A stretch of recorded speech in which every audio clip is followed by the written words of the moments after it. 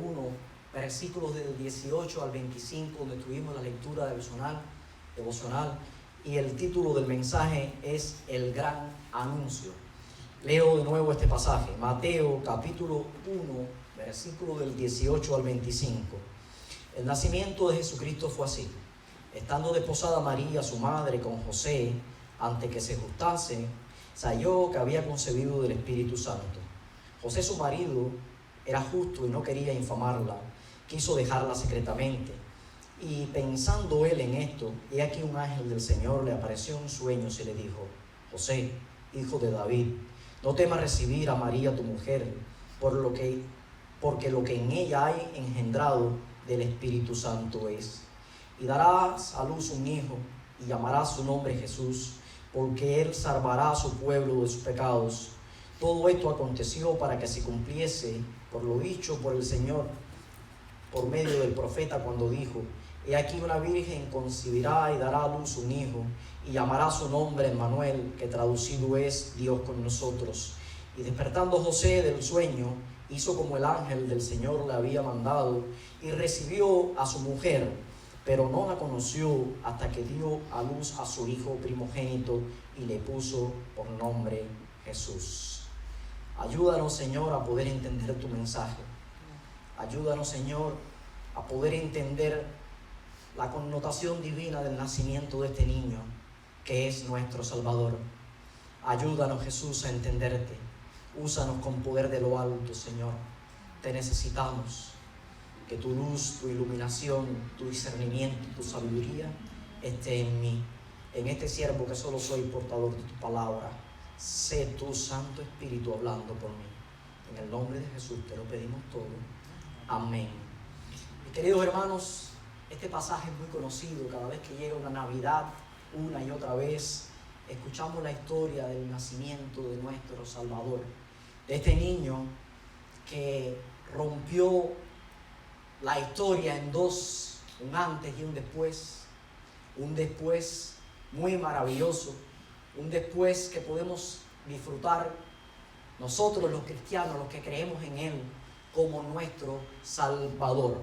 Pero para entender un poco este mensaje, para entender que este mensaje y la mano divina estaba aquí, debemos de ir un poco a la historia y a las costumbres de las tradiciones que existían en aquellos momentos cuando alguien se daba en matrimonio o comenzaba un noviazgo. Habían dos fases. La primera fase era una fase verbal, donde la familia, los consuegros, acordaban verbalmente entre ellos el matrimonio de sus hijos. Muchas de estas ocasiones aún eran niños los que estaban comprometiendo. Y por supuesto, habían bienes comunes entre ambas familias, las cuales influían en esta decisión, como por ejemplo un grado de amistad, un grado de reputación, afinidad sociocultural, afinidad espiritual, también posibilidades económicas, porque veían entre una y otras partes que de una manera u otra el futuro de sus hijos pudiera estar garantizado. Luego había una segunda fase que se hacía más serio el compromiso. Esta fase se llamaba desposorios. El desposorio se hacía delante de los ancianos del pueblo y de testigos. Y este desposorio significaba que esta relación se hacía formal, a tal punto de que cuando se hacía esta solemne unión, era como si ya estuvieran en matrimonio. Era como si existiera un matrimonio entre ellos, pero sucedía algo. Aún los novios no se quedaban juntos. Había un periodo de un año, de 2 desposorios, donde volvían con sus padres los hijos. Y una de las causas fundamentales era para confirmar la fidelidad, sobre todo de la dama. En este año de desposorio, aun aunque formalmente ya eran marido y mujer, no había contacto físico entre ellos. ¿Por qué? Porque una de las características fundamentales que existía era para ver que la joven no había cometido un delito no sería la palabra, había cometido un error y pudiera quedar embarazada. Luego, después de este año, pues entonces se unían físicamente. Les digo esto porque era la situación en que estaba José y María cuando el Señor nos dice esta historia y decide que solamente por intervención divina podía ser creíble, no solo creíble, sino podía ser llevado a cabo. Así transcurrió entonces el tiempo en que el Señor en su misericordia decidió que su Hijo amado llegaría a este mundo. El Salvador prometido vendría de esta manera al mundo y elige a una joven por supuesto que era pecadora, pero que el Señor dio virtudes en ella para depositar a su Hijo en su vientre, para que existiera la encarnación de su Hijo en su vientre. No en cualquiera mujer el Señor hubiera depositado a su Hijo para que le cuidara en su infancia. No cualquiera familia podía ser merecedora de esto. Tendrían que tener condiciones, y la única condición, porque todos somos pecadores y María de hecho lo era, José también lo era de que ellos, a pesar de ser pecadores, le eran fiel al Señor. Tenían que haberle sido fiel, tenían que haber sido honestos, tenían que haber tenido una moral correcta y adecuada para que el niño Jesús, ese niño que hoy se encuentra en los pesebres pero que no está allí, porque ese niño nació, ese niño creció, ese niño tuvo un ministerio y ese niño es hoy nuestro Salvador, naciera. Tenía que existir valores en esta pareja para que el Señor allí pusiera al niño Jesús en su vientre. Dice la palabra del Señor en Deuteronomio 22, versículo 23 y 24, respecto a lo que sucedió. Recordemos que María, de una manera inesperada, recibe la visita de un ángel y le dice: María, en tu vientre vas a tener la concepción del Espíritu Santo. Imagínense para una joven en aquellos tiempos llegar y decirle, en una joven donde la moralidad de la época era muy elevada, donde había leyes que le podía costar hasta su propia vida, llegar y decirle a su comprometido, ya legalmente desposados ya ellos dos, que ahora estaba embarazada y que era producto del Espíritu Santo. ¿Qué le podía haber costado a María? Dice la palabra del Señor, una de las leyes está diciendo Deuteronomio, capítulo 22, versículo 23 y 24.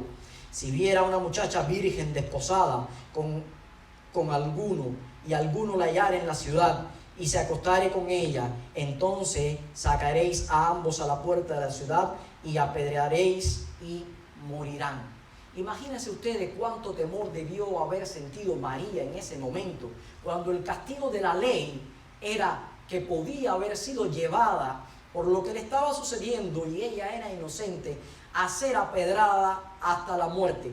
Con cuánto temor María tenía que dar a conocer aquella noticia, una noticia que tenía que ser conocida y tenía que ser explicada, porque no se trataba de un niño cualquiera. El pasaje lo dice, el niño que vendría a quitar los pecados del mundo.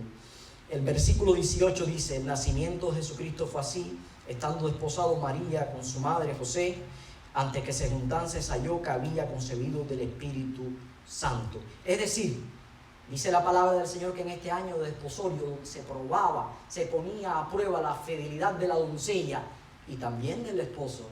Pues entonces llega el ángel y le dice a María que va a salir embarazada. Y mira de qué manera le dice: María, vas a ser concebida, vas a tener una concepción por el Espíritu Santo.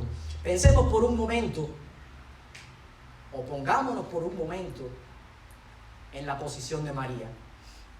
Ella sabía que era honesta, ella sabía que era virgen, ella sabía que no había tenido contacto íntimos sexuales con su esposo, con José, ni con cualquier otro hombre.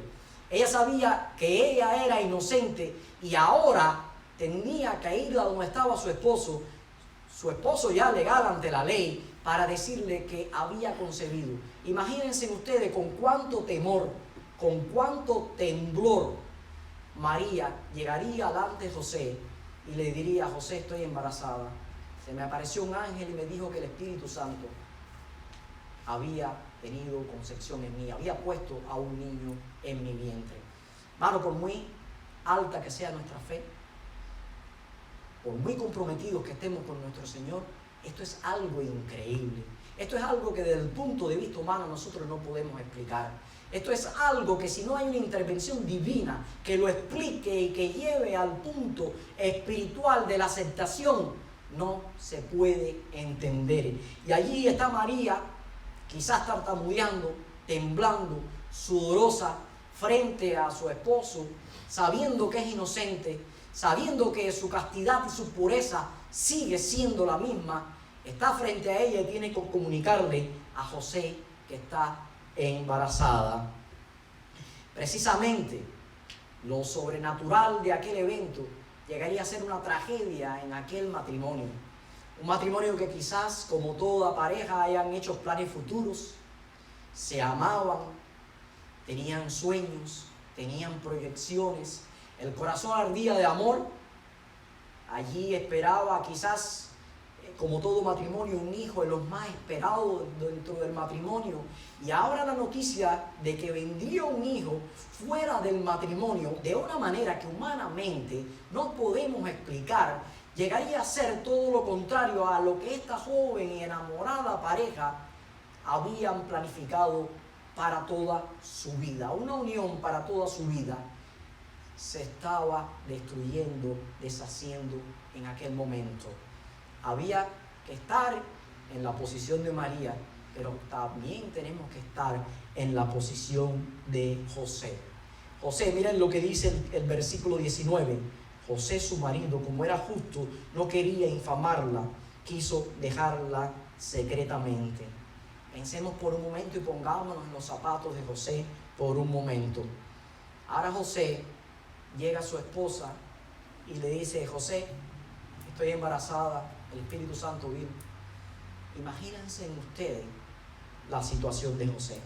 Por muy justo, por muy santo, como dice la palabra del Señor, que José era justo, y de hecho era justo porque actuó con justeza, no podía creer lo que esta mujer le estaba diciendo.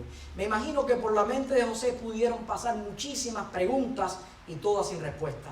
Muchísimas incógnitas, todas buenas, todas malas. No creo que por la mente de José hubiera pasado alguna pregunta o alguna incógnita buena. Quizás José pensaba: esta me ha sido infiel, es una mentirosa, esta no es la que yo pensé que era. Quizás tiene hasta demencia porque está inventándome una historia poco creíble. Y una y otra vez pasó por la mente de José muchas interrogantes, a medida que todas sus aspiraciones, todas las ilusiones se iban derrumbando. Y todos sabemos que cuando espiritualmente, cuando emocionalmente nosotros nos vamos derrumbando, pues el enemigo aprovecha y pone una y otra vez más desilusión en nuestra vida. Y por muy sencillo que sea la solución al problema, no la vemos, y lo que hacemos es hundirnos y sumirnos mucho más en el problema. Yo imagino que hayan sido los momentos más difíciles de José. Imagino que hayan sido los momentos más tétricos que había vivido en su vida. Ahora José tenía que tomar una decisión, pero dice la palabra del Señor que era justo. Y así actuó José. Dice que José amaba la verdad, José amaba a Dios y como tal actuó.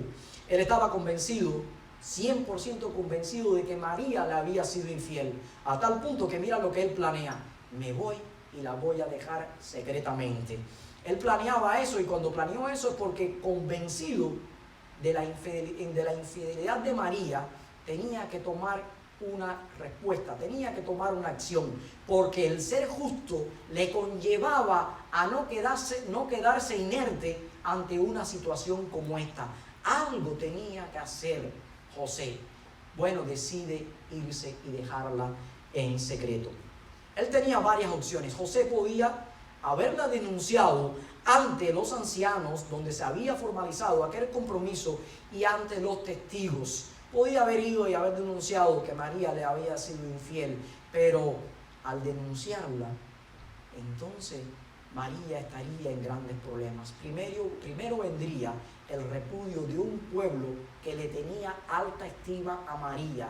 Estaría manchando su reputación. Estaría poniéndole una marca a María donde destruiría su vida para siempre.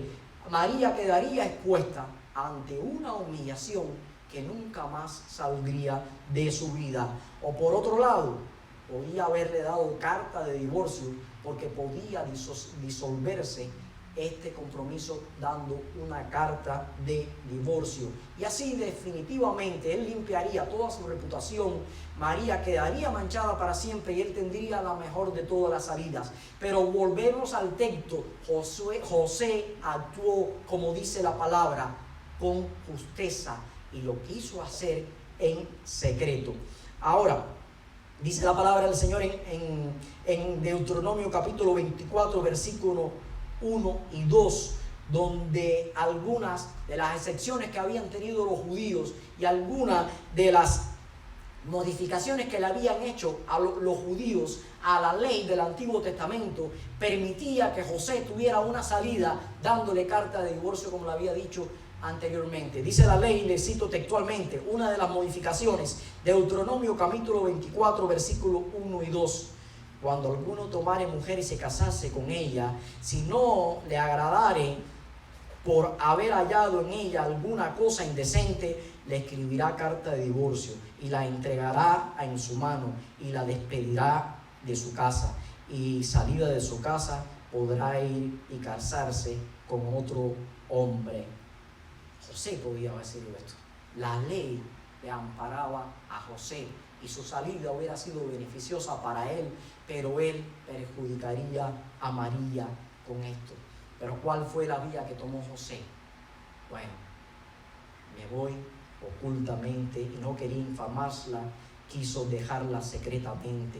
No por cobardía, José no lo hizo por cobardía, sino lo hizo por generosidad. Era la mujer que él amaba a María, él era un hombre que la justicia predominaba en su vida.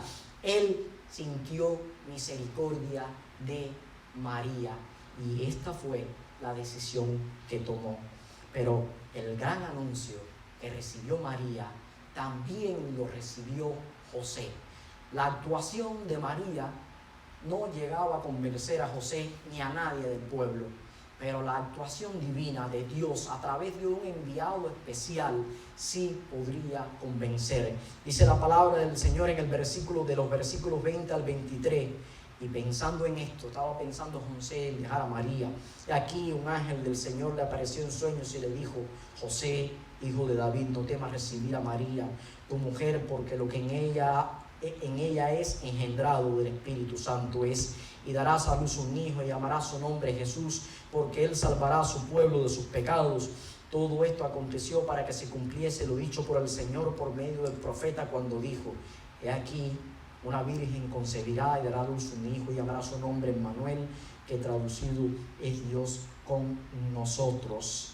Mateo, quien fuera uno de los testigos oculares de este niño cuando creció y tuvo sus ministerios, Mateo, que está escribiendo esta porción y que conoció la historia y vio la realidad de la historia, está diciendo que el ángel, que la participación del ángel llegó a través de un sueño a José. De la misma manera, dice Mateo, que le llegó a María, le llegó a José un sueño. Ya él estaba decidido a tomar la decisión. De hecho, él lo iba a hacer cuando en el momento oportuno llega Dios, llega este mensajero, este ángel. Lucas dice que es el ángel Gabriel. Mateo no menciona el nombre del ángel, pero sí un enviado divino, un enviado del cielo, y llega y se le aparece en sueño. Y ahora imagínense cuán poderoso y cuán real debió haber sido ese sueño, que automáticamente a José le cambió toda la percepción que había tenido de María. Automáticamente coincidía la historia que decía María con la historia que le contaba el ángel. Del Espíritu Santo es. Imagínense, nunca yo he podido tenerlo, no sé si usted ha tenido un sueño donde le haya parecido tan real como este que tuvo José, como este que estuvo María. Fue un sueño tan pero tan real, tan pero tan poderoso, tan pero tan lleno de la intervención divina que no hubo dudas ninguna. Y José, al despertar, acató sin dudar todas las instrucciones que le dio el ángel.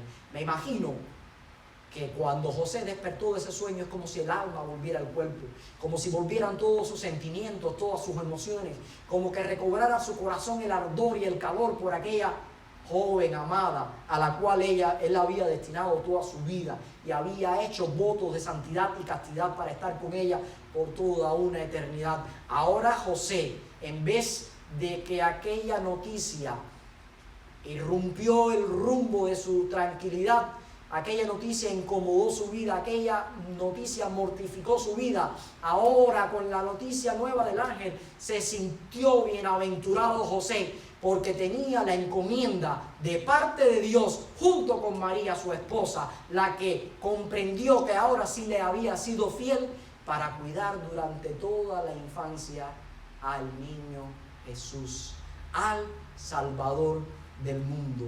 José comprendió que no había sido una calamidad, sino que había sido la bendición de que Dios visitara su hogar para que el mundo recibiera y para que él cuidara en toda una infancia al Salvador del mundo. Y el ángel le dice más en el sueño, cuando llega que le saluda, le dice el ángel: hijo de David. Tenía que ser así, con esta aclaración, con esta sentencia que dice el ángel, hijo de David, estaba sentenciando, estaba dando por realidad que Jesús es el heredero legítimo del trono de David. Jesús tenía que ser es el heredero legítimo de aquel trono de David, aquel trono que va a reinar, que va a gobernar sobre toda la tierra. Y cuando le dice también hijo de David, estaba cumpliéndose todas las esperanzas mesiánicas que el Señor había prometido desde los tiempos de Abraham para el pueblo de Israel. Aquel niño no era un niño común. Aquel niño no llegó allí a aquel vientre concebido por el Espíritu Santo para que José comprendiera que puede existir un milagro de Dios. Aquel niño vino a ser el Salvador tuyo, el Salvador mío, el Salvador del mundo. La promesa ahora no llegaba a través de ese hijo para el pueblo solamente de Israel. La promesa se hacía extensiva al resto del mundo. Gracias a esa promesa y gracias al cumplimiento de esa promesa, tú y yo que somos gentiles podemos tener la salvación. Y todo aquel que en él cree puede tener la salvación, porque un día una gracia divina puso en el vientre de María a través del Espíritu Santo, sin contacto humano, aquel niño para que fuera el Salvador del mundo. Hoy en muchos hogares se pone un pesebre, se pone un niño, se simula un establo, pero muchos no saben lo que significa la Navidad. Muchos no saben lo que significa el nacimiento de aquel niño. Muchos no saben quién era el que había nacido. Muchos no saben lo que se celebra hoy. No importa que diga que no fue en esta época o que fue en otra, lo que sí es cierto y no se puede negar es que ese niño nació y que ese niño vino con una gran encomienda: traer la paz al mundo, traer la salvación al mundo, traer la esperanza del mundo. Lo que en ella es engendrado del Espíritu Santo es, le dice el ángel a José. Totalmente creíble de este sueño se despierta José. José comprende ahora que María no le había sido infiel. Y con la confirmación del ángel también que se le apareció María, se le aparece José y le dice más, le dice que le debe de poner por nombre Jesús. Primero, el contenido de esta revelación angelical debió haber sido muy asombrosa. ¿Por qué? Porque la idea de un nacimiento virginal no estaba en la mente de aquellos judíos. La idea de un nacimiento virginal no tenía precedente en la historia ni tendría nunca más lugar en la historia. sucedería una sola vez en la historia. Una vez y para siempre se concede el nacimiento de un niño, y fue del niño Jesús. Por eso es que fue muy asombroso ese anuncio. Y también tenía que cumplirse el milagro que dice el profeta, que ya lo había anunciado con anterioridad.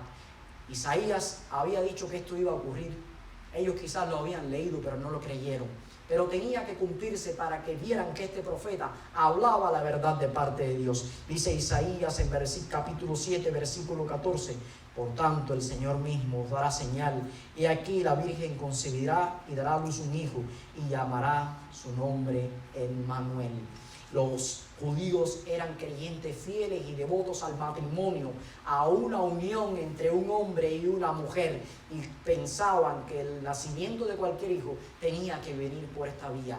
De aquí la necesidad de la intervención divina para explicar al mundo, porque tenía que explicarse al mundo quién era aquel hijo, y que llegaba a esta tierra a hacerse de carne y hueso igual que tú y yo, porque ya cientos de años antes se había profetizado, ya Isaías lo había dicho, que concebirá y dará a luz un hijo, y su nombre será Emmanuel. Dice el versículo 21, llamarás su nombre Jesús. Esta era una función que solamente tenían los padres. Se le otorgaba al padre de la criatura ponerle el nombre al hijo, y en este caso el padre verdadero del niño Jesús fue quien le puso el nombre. José no pudo determinar cómo se llamaba. El ángel dijo, le llamarás Jesús. Su padre, Dios, dio la instrucción de cómo se llamaría Jesús. Jesús significa Salvador, el Salvador del mundo. Y Emmanuel, como había profetizado el profeta Isaías, quiere decir Dios con nosotros. Nos transmite paz, nos transmite seguridad, nos transmite confianza en que Emmanuel, Dios con nosotros, viniera aquí a la tierra a hacerse de carne y hueso y tener sangre como tú y como yo. Por eso otro de los testigos oculares de los que vieron el niño, de los que vieron este niño crecer y vieron su ministerio, Juan, el discípulo amado, pudo escribir en Juan 1, versículo 14, y aquel verbo fue hecho carne y habitó entre nosotros, y vimos su gloria, gloria como del unigénito del Padre, lleno de gracia y de verdad. Se cumplía la profecía mesiánica, llegó el Salvador al mundo, tal y como Dios lo había anunciado 750 años aproximadamente antes, cuando lo había dicho el profeta Isaías. Llegó el Salvador al mundo. ¿Cuántos hoy ponemos árboles en nuestras casas? Lo llenamos de luces, pero la luz de este niño que nacía era mucho más intensa, mucho más abarcadora, mucho más mundial que la luz que hoy celebran los árboles de Navidad, las luces que adornan el entorno por la Navidad. Y no podemos imaginar nunca la riqueza de la gloria de Dios, la riqueza inmensa de la gracia de Dios, cuando a través de Emmanuel, Dios con nosotros vino no solo a habitar con los pecadores, sino vino a salvar al pecador. Dice la palabra del Señor en el versículo 21, porque Él salvará a su pueblo de sus pecados. Mediante la concepción de este niño, mediante la llegada de este niño, de una manera sobrenatural, la salvación venía en Él. Dios con nosotros. Este niño venía para traer lo fundamental, la salvación para nosotros.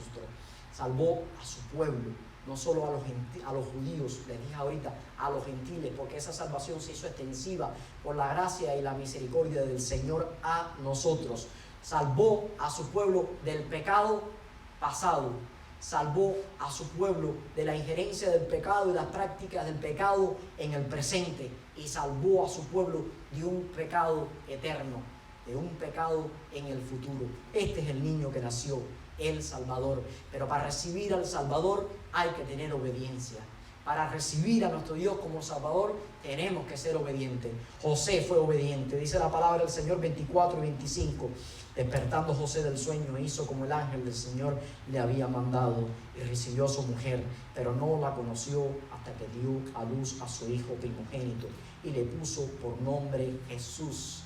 Tan pronto como el ángel le dio en sueños, le dijo en sueños lo que sucedía, dice que José automáticamente se despertó y sin tener duda ninguna fue y buscó a María, su mujer, la aceptó, la llevó a su casa y con esto limpiaba la honra de María, con esto limpiaba la imagen de una mujer que podía haber sido humillada y la lleva a su casa. Cuando José hace este acto, rompe con los esquemas de la ley también, porque no era normal que un hombre en el periodo desposorio llevara de una manera inexplicable a su esposa a su casa a vivir con él. José ahora podía haber estado en el ojo del chismoteo de aquel pueblo y lo hizo aceptando sus condiciones. Aceptó José sus condiciones, violó las costumbres de aquella época.